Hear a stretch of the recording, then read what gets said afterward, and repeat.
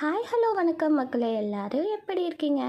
இது Bombay series part 7 and part 6 பார்க்காதவங்க மறக்காமல் பாருங்கள், கீழே பின் பண்ணியிருக்கேன். காலையில் 6 மணிக்கே முகூர்த்தம் அப்படிங்கிறதுனால நாங்கள் மாப்பிள்ளை அறைக்கு போயிட்டு ஒரு half an hour to 1 hour தான் தூங்கவே முடிஞ்சுது. ஸோ தூங்கி எந்திரிச்ச உடனடியாக நாங்கள் ரெடியாக ஆரம்பிச்சிட்டோம். ஏன்னா ரெடியான உடனே பொண்ணு அங்கே ரெடி ஆகிடுச்சு. ரெடியான உடனே கோயிலுக்கு போய் தான் ஃபஸ்ட்டு தாலி கட்டு, அதுக்கப்புறமா தான் மண்டபத்துக்கு போகணுன்றதுனால நாங்கள் ஃபுல்லாக ரெடி ஆகிடுச்சு.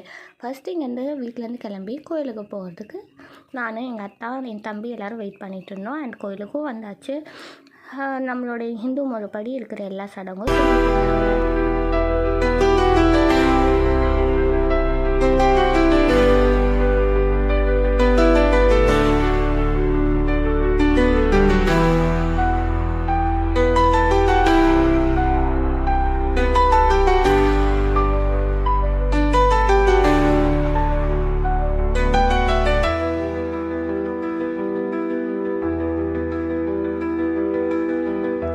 அண்ட் இப்படி தான் அருமையாக போயிட்டுருந்தது கல்யாணத்தோட அந்த ஸ்பெஷல் மூமெண்ட்ஸ் எல்லாம்.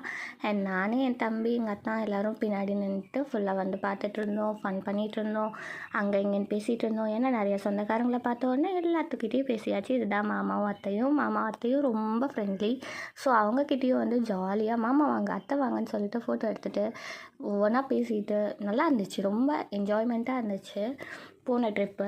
அண்ட் எல்லாருமே ஒரே குஷியாக இருந்தாங்க. ஏன்னா தங்கச்சி கல்யாணம் ஆயிடுச்சு. அட் த சேம் டைம் எல்லோரும் ரொம்ப நாள் கழித்து ரியூனியன் திரும்ப பார்க்குறாங்க அப்படிங்கிறதுனால இனிமேல் ஒவ்வொருத்தராக ஆசீர்வாதம் பண்ண ஆரம்பித்தாச்சு. இதுதான் பெரியப்பா பெரியம்மா, இவங்களோட பொண்ணு தான் தங்கச்சி.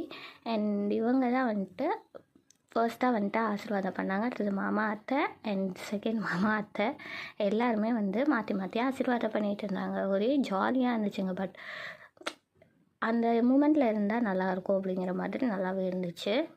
அம்மாவும் ஆசீர்வாதம் பண்ணியாச்சு.